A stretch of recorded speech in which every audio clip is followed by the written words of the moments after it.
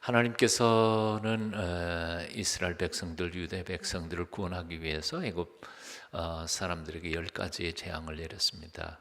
근데 곰곰이 첫 번째부터 10재앙까지를 곰곰이 묵상해 보면 사실은 첫 번째부터 9번째까지는 어떻게 보면 맛배기였다는 생각을 해봅니다. 10번째가 단 한 번 손대신 게 사실은 앞에서 9번 손댄 것보다 훨씬 더 치명적이고 고통스럽고 어렵고 힘든 사건이었다는 것입니다. 그만큼 처절한 아주 무서운 재앙이었습니다. 뭐가 그렇게 대단히 처절하고 또 치명적인 사건이었을까 하는 거죠. 사람이 됐든 짐승이 됐든 간에 첫 새끼 혹은 초태생이라고 이제 구약 성경 한자로 그렇게 표현하죠. 첫 번째 태어난 생물, 생명, 이걸 초태생이라고 그러죠. 맏아들 혹은 맏딸 혹은 맏새끼, 첫 양, 소 마찬가지로요. 첫 새끼가 왜 그렇게 중요하다고 느끼느냐 하는 거죠. 이것은 유대 문화에서만 그랬던 건 아닙니다. 우리나라에서도 역시 맏아들 그리고 맏딸은 굉장히 소중한 존재였던 거 아니에요? 맏아들 맏딸뿐만 아니라 사실은 처음 난 첫 곡식, 햇곡식도 굉장히 소중한 거고요. 이것은 유대나 혹은 우리 한국 땅만 그런 게 아니라 서구에서도 그 문화는 똑같았던 것 같아요. 한 가문에 첫 아들이 태어났다 혹은 첫 왕자 혹은 공주가 태어났다는 것은 엄청난 사건이었으니까요. 젊은 부부의 첫 아이가 태어난 것은 사실 엄청난 사건이었는데 그 이유는 뭔가 하니 그 가문의 시작이거든요. 예, 그 두 사람의 생명의 첫 열매였으니까요. 그러니까 그 첫 생명을 죽여버린다는 것은 그 공동체 혹은 그 가정 혹은 그 나라의 미래를 죽이는 거죠. 희망을 없애버리는 겁니다. 싹을 없애버리는 거죠. 그러니까 이것처럼 치명적인 사건은 없었던 겁니다. 그것도 며칠 걸러서 한 사람 죽고 시름시름 앓다가 두 번째 집 죽고 그런 게 아니고 아예 하룻밤에 이 애굽 땅에 있는 모든 첫 것들이 다 그냥 죽어버리고 그 다음에 그것도 사람뿐만 아니라 짐승까지 몽땅 첫 것은 다 죽어버렸다. 이것은 어디에다 비교할 수 없을 만큼 엄청난 치명적인 재앙일 수밖에 없었던 거죠. 그러니까 애굽 왕 바로도 두 손 두 발 다 들을 수밖에 없었고 애굽 백성들도 아이고 제발 좀 나가달라. 이스라엘 백성들이 여기 있는 한 우리 민족에게는 희망이 없다고 느껴져서 보낼 수밖에 없었던 거죠. 한마디로 말해서 10번째 재앙, 초태생을 죽이는 이 하나님의 10번째 심판의 손길은 치명적인 고통과 아픔과 형벌이었다는 생각을 해봅니다. 자, 그런데 참 재미있는 것은 이 애굽 백성들에게는 그것은 처절한 형벌이었음에도 불구하고 반대로 역으로 생각해서 유대 백성들에게 있어서는 그 사건은 엄청난 구원의 놀라운 사건이었던 거죠. 희망의 사건이었습니다. 430년 동안의 오랜 노예 생활, 영어의 몸에서부터 그 사건 하나 때문에 해방되고 자유의 몸을 얻고 이제는 고국 땅으로 고향 땅으로 돌아가겠다는 이 사건은 그들에게 있어서는 엄청난 축복의 시간이었다고 생각합니다. 그러므로 이 유월절은 단순한 절기가 아닙니다. 그것은 이 유대 민족들의 영원토록 역사적으로 반복해서 영원토록 기억해야 할 엄청난 사건이고 축복의 날이었던 것입니다. 근데 곰곰이 생각해 보면요, 이것은 단순히 유대인들의 명절만은 아니었던 것 같아요. 유대인들에게만 위대한 사건은 아니었어요. 사실은 하나님께서는 그 택함을 받은 유대 백성들의 이 구원의 사건을 통하여 사실은 작은 징표를 그 속에다 담아서 이 사건을 보이신 거죠. 실제로는 온 세상 만민을 구원하시고자 하시는 구원의 예표를 그 유월절 사건을 통해서 온 백성, 온 세상 만민에게 소망의 빛을 여기서 비추어 주신 것이라고 말합니다. 한마디로 말해서 유월절 사건은 그냥 유대인들의 경축일 뿐만 아니라 사실은 그 사건을 이어져서 구약의 유월절은 신약이 어디요? 골고다 갈보리 예수님의 사건으로 이어져 가는 거죠. 유월절의 어린 양, 그것은 그냥 어린 양들이었지만 단 하나로 단번에 히브리서에 있는 말씀처럼 단번에 흠없이 드려진 어린 양이신 예수 그리스도의 보배로운 피로 말미암아 온 세상 만민이 구원받는 구원의 사건이 또한 이렇게 나타나는 거죠. 여기 이제 세 가지 시제가 있습니다. 3000 연대는 구약 신학자들의 의견에 따라서 조금 다릅니다. 3300년부터 3500년 BC. 조금 보수적인 학자들은 조금 길게 잡죠. 한 3500년 정도 잡는데 조금 현대에 오는 사람들 한 3300년 잡죠. 여하튼 3300~400년 전에 일어났던 유월절 사건, 그것은 2000년 전에 갈보리의 십자가의 사건으로 이어지고요. 그리고 그 갈보리의 십자가의 사건은 오늘 이 시대에 주께서 정하신 성찬 예식으로 이어지는 거죠. 세 개의 시제입니다. 그러므로 우리가 유월절 사건을 출애굽기에서 읽을 때 우리는 항상 이 세 가지의 시제를 동시에 두면서 함께 묵상해 가야 할 줄로 믿습니다. 여기에 묵상의 주제는 세 가지가 있습니다. 첫째는 문구하니 바로 유월절에서도 그렇고 이 3300여 년 전에 유월절에서도 그랬고 2000년 전에 예수님의 사건에서도 그랬습니다만 우리가 기억해야 할 것은 뭐예요? 누가 죽었어야 돼요? 내가 죽었어야 되는데 어린 양이 대신 죽었습니다. 이게 3300년 전에도 마찬가지예요. 양은 자기가 죽어서 피를 그 문설주에 발렸어요. 그리고 자기 몸은 거기 구원받는 사람들의 양식이 됐어요. 예? 참 억울하잖아요. 피만 뺏긴 게 아니라 살까지 몽땅 다 뺏겼는데 그 피 발리고 양을 고기를 먹은 사람들은 구원해냈습니다.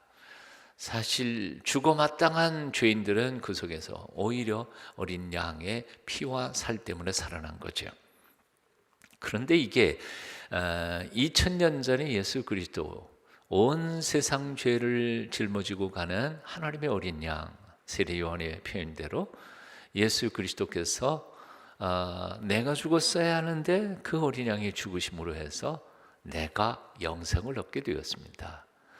이 세 가지의 사건을 통해서 우리가 첫 번째 묵상해야 할 것, 내가 죽어야 했는데 어린 양이 대신 죽어주셨습니다. 감사합니다. 이게 마음속에 깊이 묵상되어져야 한다는 거죠. 아멘하는 사람이 하나도 없어요. 내가 죽을 걸 우리 주님이 대신 죽어주셔서 제가 하나님의 거룩한 아들이 되고 딸이 되고 천국이 제 것이 되었습니다. 감사합니다. 이 머리로 이해되는 게 아니라 가슴으로 느낄 수 있도록 성령께서 여러분 가슴 속에 감동 주시기를 축원합니다. 두 번째는 그 어린 양은 또 누가 줬어요? 어린 양은 사실 레위기서에 나오는 속죄 제물 할 때에는 어린 양 누가 가져가요? 자기가 죄인이 끌고 가야죠. 예? 제사장이 어린 양까지 다 대주진 않아요. 죄인이 자기 어린 양 끌고 갑니다. 그 상징적으로 끌고 가가지고 제사장이 갖다 주면 제사장은 죄인의 머리와 어린 양의 머리를 넣고 이렇게 전가한다 그러죠. 죄를 전가해서 어린 양을 대신 죽이고 이 사람은 죄를 용서해 주셨음을 여호와 앞에 하나님께서 그게 상징적으로 한 거지 죄가 진짜 없어진 건 아니거든요. 그러나 하나님이 그 죄들을 만드시고 우리 죄를 용서해 주시기를 기뻐하셨기 때문에 제도를 만든 것뿐이에요. 즉 그 속죄 제물로 끌고 가는 어린 양은 누가 마련해야 하는 거 아니? 내가 마련해야 돼요. 그런데 3,400년 전에도 그랬고 2,000년 전에도 그랬고 한 분이신 예수 그리스도 그 속죄양 어린 양을 누가 예비해 놓으셨냐면 하나님이 예비해 놓으신 거예요. 네. 이것도 아멘 아니에요? 내가 예비한 게 아니고 하나님이 예비해 놓으셨어요. 하나님의 하나밖에 없는 외아들을 하나님께서. 그러니까 참 하나님이 참 우리를 너무너무 짝사랑하시는 것 같아요. 우리는 별로 관심도 없어요. 근데 하나님이 그냥 우리를 용서해 주시고 영생을 주시기를 기뻐하셔서 자기가 다 해놓고 제도도 당신이 만들어 놓고 속죄 제물도 다 당신이 대다 놓고 당신 하나밖에 없는 아들 죽이시면서 나 용서했다. 참 아무리 생각해 봐도 하나님이 이해가 안 되는 사랑의 하나님이세요. 1000만 년이 지나도 알 수 없네. 100만 년이 지나도 알 수 없는 하나님의 사랑입니다. 세 번째로 이 시제적 세 가지의 시제적 유월절 사건을 묵상하면서 우리가 기억해야 할 것은 바로 이런 것이에요. 430년의 포로 생활, 노예 생활에서부터 하나님이 이렇게 구원의 놀라운 사건을 일방적으로 실행하시면서 자기 백성을 살려내셨으니까 이제부터는 어떻게 살아야 돼요? 예, 노예처럼 살지 말고 이제는 당당하게 자유인으로서 좀 깨끗하게 살라는 거예요. 매여서 살지 말고. 그런데 구약에서 우리가 배우는 이스라엘 백성들의 삶은 어떻습니까? 하나님이 참 놀랍게 상징적인 것들을 많이 두셨어요. 참 재미있어요. 그냥 출애굽만 한 게 아니라 출애굽해서 가나안 땅까지 가는 동안에 몇 가지의 사건들을 주셨어요. 맨 처음에 어디를 건너요? 홍해 바다를 건너요. 그 다음에 맨 마지막에 또 어디를 건너요? 요단강을 건너요. 요단강을 건너요. 그래서 이 굉장히 비유적인 해석들을 참 우리 선배들은 많이 했습니다. 애굽이나 바벨론은 항상 성경 속에서 상징적으로 세상을 상징했습니다. 애굽 그러면 세상이에요. 세상을 탈출하는 거예요. 바벨론 그래도 장차망할 도시 장망성 바벨론이에요. 그래서 탈출하는 거예요. 그러니까 하나님께서 죄로 말미암아 장차망할 애굽에서부터 당신의 은혜로 당신의 외아들을 죽이시면서까지 우리를 구원해내서 홍해를 기적으로 건너게 하신 거예요. 그래서 홍해를 건너는 사건을 사람들은 우리 선배들은 뭘로 상징을 했느냐 하면 세례받는 걸로 상징을 했습니다. 물 세례 받는 거예요. 물을 지났잖아요. 물 세례 받는 거예요. 세례를 받는 걸로 상징을 했어요. 그러니까 이 홍해를 건넌다는 것은 바다잖아요. 하나님이 기적으로 갈라서 건넜으니까 그 물이 다시 합쳐져 버렸어요. 이제는 가고 싶어도 못 가요. 하나님 일부러 그렇게 만들어 놓으신 거예요. 그런데도 불구하고 그 사막 광야 한복판에서 이스라엘 사람들은 무슨 생각 자꾸 해요? 자꾸 세상 생각, 애굽 생각만 자꾸 해요. 끊으라고 홍해를 건너게 하셨는데도 옛날 생각 자꾸 해요. 그리고 우상 자꾸 생각하고요. 그게 가데스 바네아에서 가나안 땅으로 들어가려고 하다가 결국은 그게 안 되니까 40년 동안 그 노예 생활의 흔적과 버릇들을 다 없애고 그리고 신자유인으로서 온전한 구속받은 하나님의 백성으로 40년 동안 훈련을 받게 하시고 새로운 땅 가나안 땅을 들어가게 하신 게 하나님의 방법이었던 거죠. 우리 또한 그렇다는 거예요. 우리가 세례받고 하나님의 구원한 백성으로 교회 생활을 하면서도 우리는 여전히 형편없어요. 예? 여전히 세상 사람처럼 똑같이 살고 있다는 거죠. 430년 동안 노예 생활했던 유대인들이 그 노예 버릇을 벗지 못해서 광야에서 죽을 수밖에 없었던 것처럼 세상에서 던져 나와서 구원받은 하나님의 백성들이 아직도 하나님의 구원의 공동체에 있으면서도 옛날 생각을 자꾸 하니까 이 때를 벗기려면 하나님이 얼마나 환난과 고난을 주셔야 되겠느냐 하는 거죠. 예. 그 고난과 환난에서부터 벗어나기를 원하신다면 빨리 포기해야 된다는 거예요. 홍해 자꾸 거꾸로 건너서 애굽으로 갈 생각하지 말고 잊어버리라는 겁니다. 자, 과거를 끊지 못한 죄 때문에 이스라엘 백성들은 심지어는 가나안 땅 들어가서조차도 고생을 죽도록 합니다. 결국 나중에는 제2의 애굽인 바벨론까지 끌려가서 70년 동안 고난을 받고 돌아옵니다. 그러고도 정신을 못 차리니까 할 수 없이 하나님은 2000년 동안 유리방황하면서 하나님을 바라보게 만드십니다. 끝낸 것 얼마나 중요한지 몰라요. 자, 이제 6월절 사건에 대한 세 가지 묵상의 주제는 이렇게 그냥 간단히 정리를 하고, 사실은 이 세 번째는 조금 있다가 또 나올 것이기 때문에 조금 있다가 또 설명을 하도록 하겠습니다. 오늘의 주제는 이제 무교병에 대한 이야기입니다. 무교병 아시죠? 무교병이란 것은 한마디로 말해서 그 이스트, 누룩을 넣지 않은 떡을 무교병이라고 했죠. 병자가 떡병자니까요. 그러니까 누룩이 없이 그냥 밀가루 반죽해 가서 구워서 만든 떡이 바로 무교병입니다.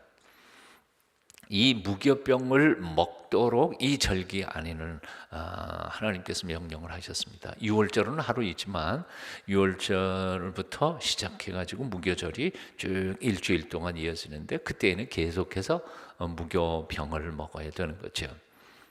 사실 무교병 맛있나요? 먹어본 적이 있으세요? 예? 여러분들 먹어보셨어요? 예? 밀가루떡 안 잡숴 보셨어요? 예, 아무것도 안 해. 저 사실 빵집에 가면 그거는 이스트 부풀려 가지고 빵 먹는 거죠. 근데 옛날에는 사실 그런 거 별로 안 먹었잖아요. 그러니까 밀가루떡 우리 참 제법 많이 먹었습니다. 호떡도 사실은 이제 뭐 설탕이나 뭐 이런 거 집어넣어서 그런 것뿐이지 실제는 그냥 밀가루떡 아니에요. 이스트 부풀린 것도 조금 있긴 하지만. 자, 여하튼 밀가루떡은 뭐 그냥 이스트 넣어가지고 부풀린 빵보다는 맛은 좀 덜한 건 사실입니다. 왜 하나님께서 무교병을 먹으라 그러셨을까?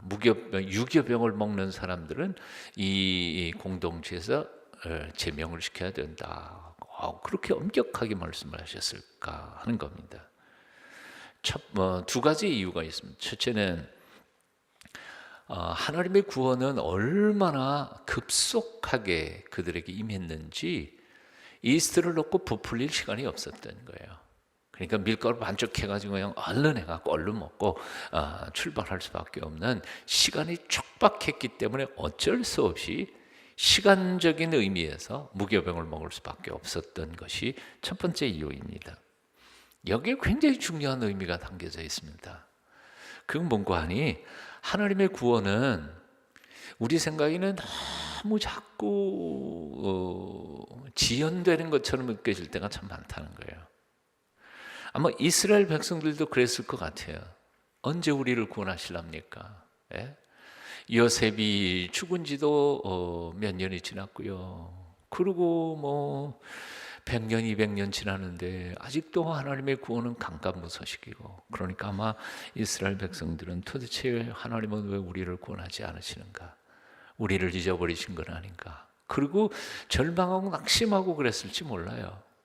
그런데 430년 만에 하나님의 구원이 얼마나 급속하게 딱 하나님의 시간표에 딱 구원의 역사가 일어나니까 얼마나 급속하게 하나님의 구원의 역사가 일어나는지 미처 효소를 넣어가지고 빵 부풀려서 빵 만들어가지고 먹고 갈 만큼 시간조차 없었다는 거예요. 촉박하게 나타났다는 거예요.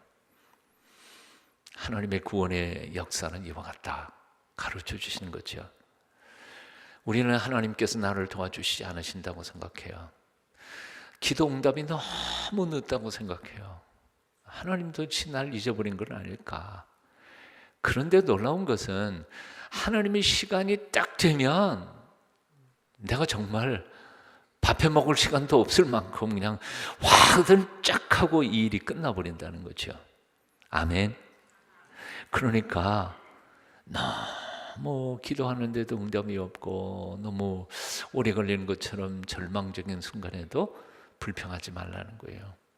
예? 너무 낙심하지 말라는 거예요. 절망하지 말라는 거예요. 내 생각에는 그렇게 늦어지는 것 같지만 하나님의 시간표는 언제나 정확하고, 그리고 하나님의 때가 딱 오면 미처 숨 쉴 사이도 없이 하나님은 째까닥하고 하나님의 역사를 이루어 가시는 하나님이시다 하는 거죠.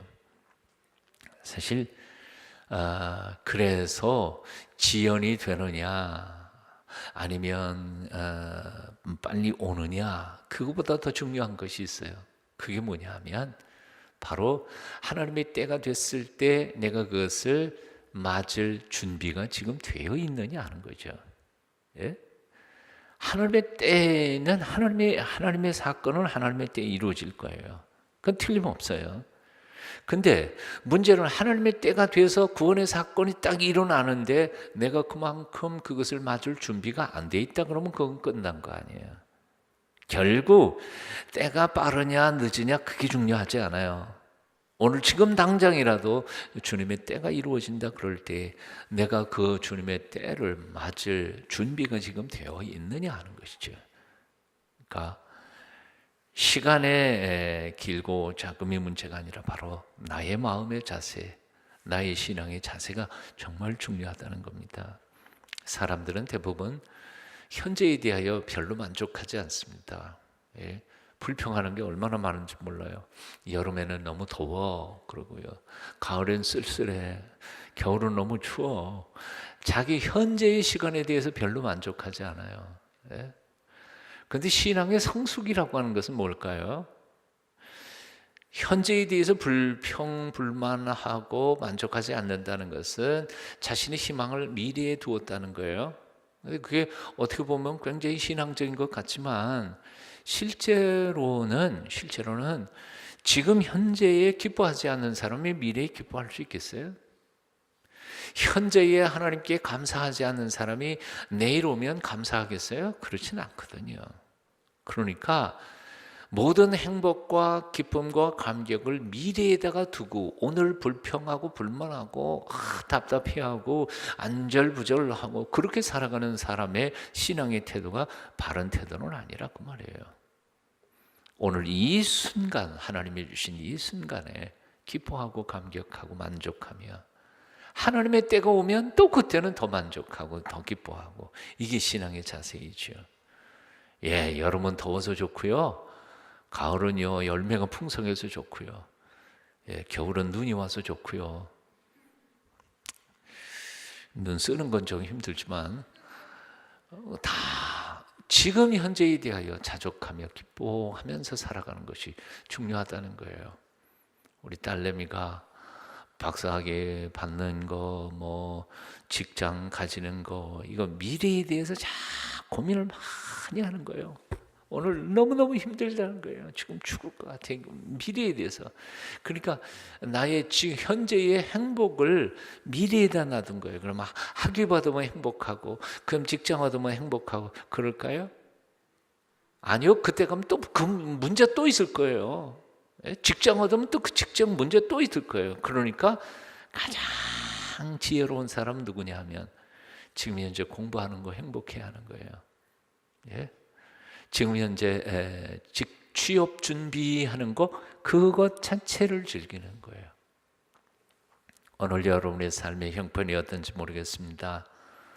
미래에다가 나의 행복을 유보하지 말고 오늘 이 순간에 하나님이 주신 것에 대해서 감격하면서 살아가게 될 때 미래의 어떤 순간에 하나님께서 구원의 역사를 완벽하게 완수하시든지 그때 그 구원은 오늘의 기쁨만큼이나 더 넘치는 하나님의 축복이 될 줄로 믿습니다. 그러니까 준비하시자는 거예요. 오늘부터 기뻐하시자는 거예요. 다섯 처녀가 그냥 뭐 하도 안 오니까 신랑이 좀 자면 되겠지. 그리고 잠깐 든 사이에 신랑이 와 결혼시켜버리고 말잖아요.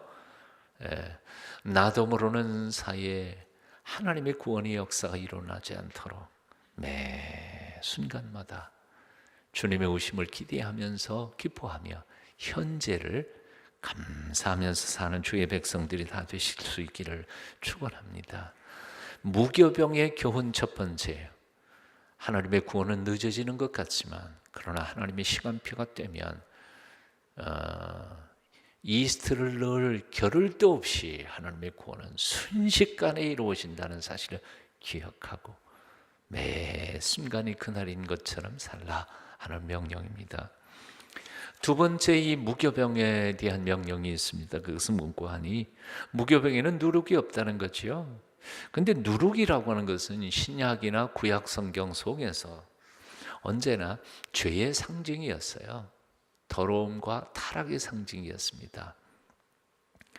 하나님의 은혜로 구원받은 하나님의 사람들은 바로 이 누룩을 조심해야 된다고 복음서에서도 예수님께서 가르쳐 주셨으니까요. 하나님의 은혜의 엄청난 사건이 일어난 이 유월절 사건, 무교절 사건 속에서 이스라엘 백성들이 결단해야 할 가지가 있다면 바로 아까 말씀드렸던 것처럼 430년 동안 노예 생활했습니다.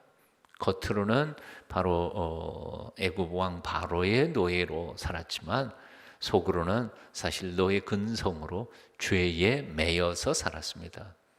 하지만 하나님의 엄청난 구원의 은혜로 받는 구원의 사건 이후에는 이제는 너를 얽어맬 존재가 없어. 바로 왕도 너희를 얽어매지 않을 거야. 그러니까 자유인으로서 당당하게 죄와는 결별된 삶을 거룩하고 깨끗하게 살아 명령하시는 거죠. 예수 그리스도께서 우리의 모든 허물과 죄를 다 짊어지시고 십자가에서 죽으시면서 우리의 죄값을 다 치르셨습니다. 그리고 하나님께서 약속하신 것처럼 너희 죄를 기억도 하지 않으신다. 하나님이 죄를 다 잊어버리신 거, 일부러 자기 머릿속에 있는 기억력을 다 없애버리시고 나를 완전한 의인으로 인정해 주신다는 거예요. 자, 그렇다면 이 순간부터 어떻게 살아야 하느냐 말이에요. 순결하고 거룩하게 살아야 된다는 거예요. 이스라엘 백성들이 430년의 노예 생활에서 해방됐으면 이제는 자유인으로 당당하게 살아가야 할 텐데 아직도 애굽의 떡고물이나 생각하고 그러고 있었으니까 이 얼마나 기가 막힐 노릇이냐.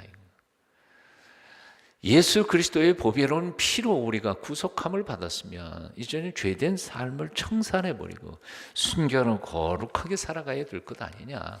누룩 없애버리라는 거예요.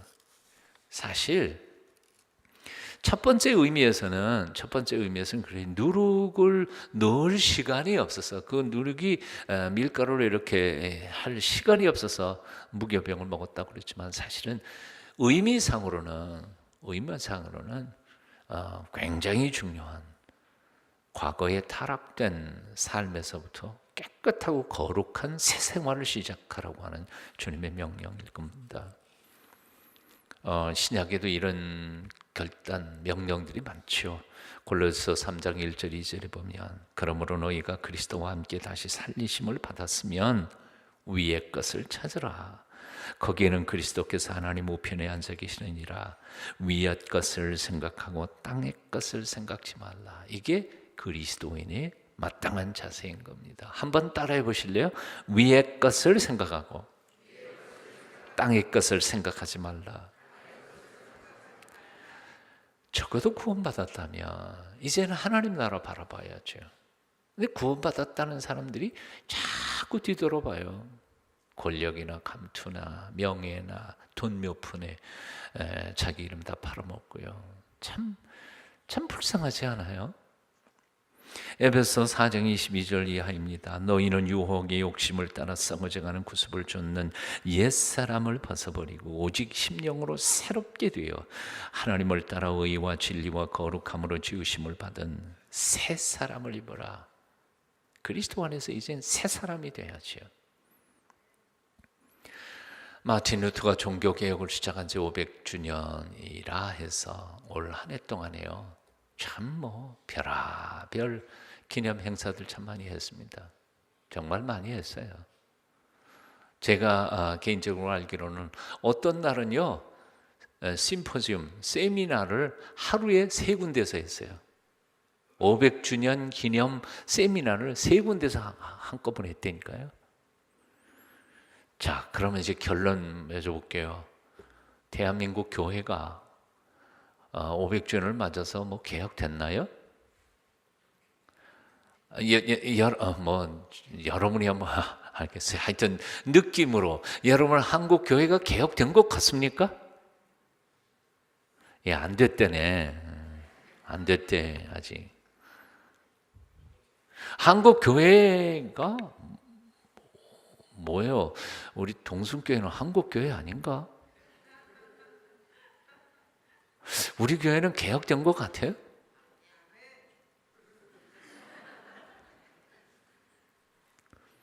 참, 종교 개혁주일 날 명성교회는 세습한다고 아들한테 그냥 또 물려주고 기가 막힐 노릇이죠. 명성교회만 문제입니까? 명성교회만 지금 손가락질하고 있지만 사실 총회 안 그런 거예요. 노회는 어떤가요? 아시는 것처럼 우리 강북 노회 중에 하나 모 노회는 아직까지도 2년째 노회를 못 모이고 있습니다. 목사님들하고 장로님들하고 싸우느라고요.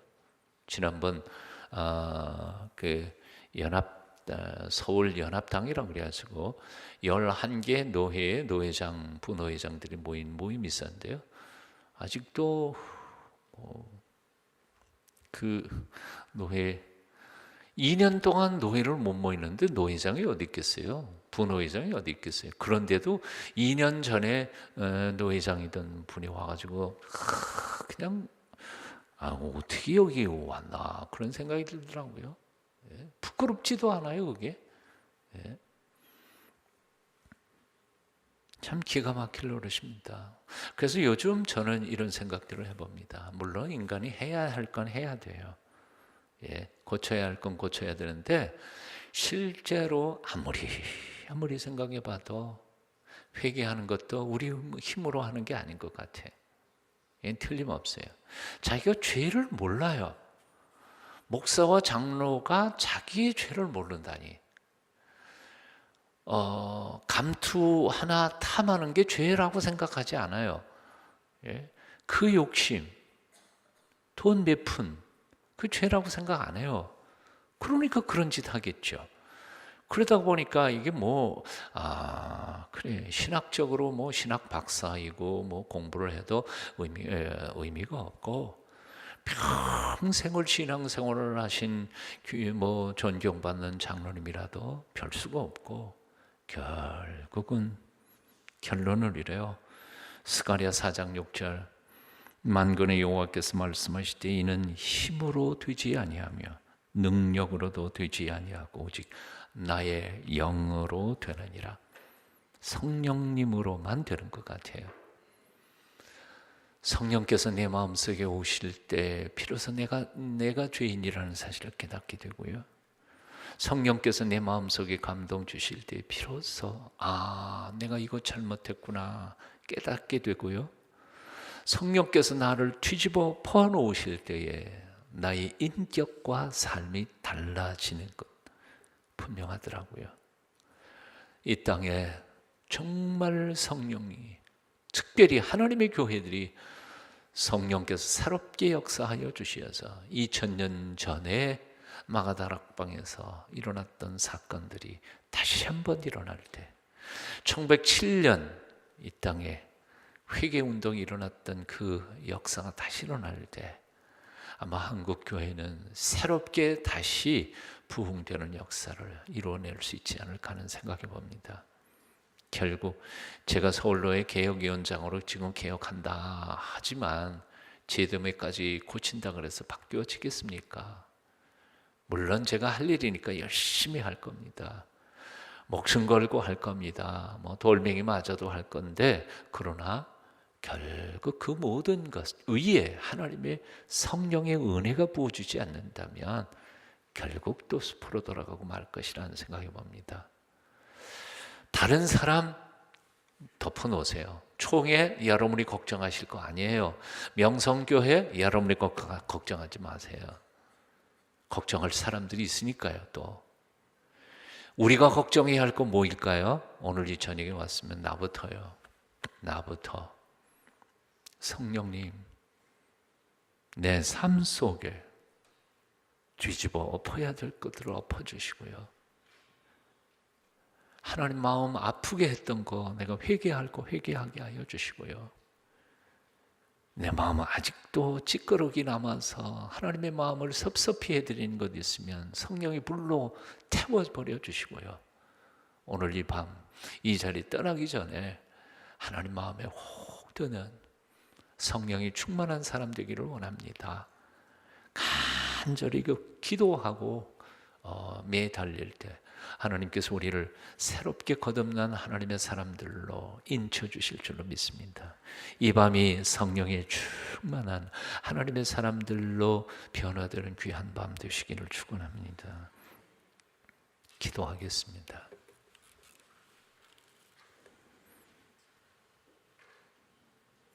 그러므로 너희가 그리스도와 함께 다시 살리심을 받았으면 위의 것을 찾으라. 거기는 그리스도께서 하나님 우편에 앉아 계시느니라. 위의 것을 생각하고 땅의 것을 생각지 말라. 너희는 유혹의 욕심을 따라 썩어져가는 구습을 좇는 옛사람을 벗어버리고 오직 심령으로 새롭게 되어 하나님을 따라 의와 진리의 거룩함으로 지으심을 받는 새 사람을 입으라. 귀하신 주님, 다른 사람 실컷 욕을 하지만 나 자신도 하나님 앞에 전혀 자랑스럽지 못한 삶을 살고 있음을 고백하지 않을 수 없습니다. 성령님, 오늘 이 밤 나를 만나 주시옵소서. 나를 새롭게 하여 주시옵소서. 내 영혼부터 하나님 앞에 새롭게 거듭나기를 원합니다. 나의 신앙생활부터 하나님 앞에 참으로 부끄럽지 않게 변화되어 받기를 원합니다. 내 속에 내가 잊어버렸던 죄악들이 생각나게 하여 주시고 나도 모르는 사이에 하나님을 섭섭히 해드렸던 허물과 죄들을 깨닫고 십자가 앞에 내어놓고 온전히 죄 용서함을 받고 해방의 기쁨을 맛보는 이 밤 되게 도와주시옵소서. 나의 가정에 죄가 사라지게 하여 주시고 우리 사랑하는 동순교회에 허물졌던 것들이 다 하나님의 은총 안에서 깨끗이 소멸되게 하여 주시고 거룩하고 순전한 믿음의 제단이 되어 세상을 구원하기에 합당한 하나님의 거룩한 통로, 의의 통로, 축복의 통로가 되게 하여 주시옵소서. 수요 저녁 기도회를 주께서 축복하여 주시고 이 자리에 오는 사람마다 하나님의 은혜로 충만케 하여 주시옵소서. 오늘 이 밤에도 성령이여 우리 가운데 오셔서 사모하는 마음으로 주 앞에 엎드린 모든 성들의 심령을 새롭게 하소서. 예수님의 이름으로 기도하옵나이다. 아멘.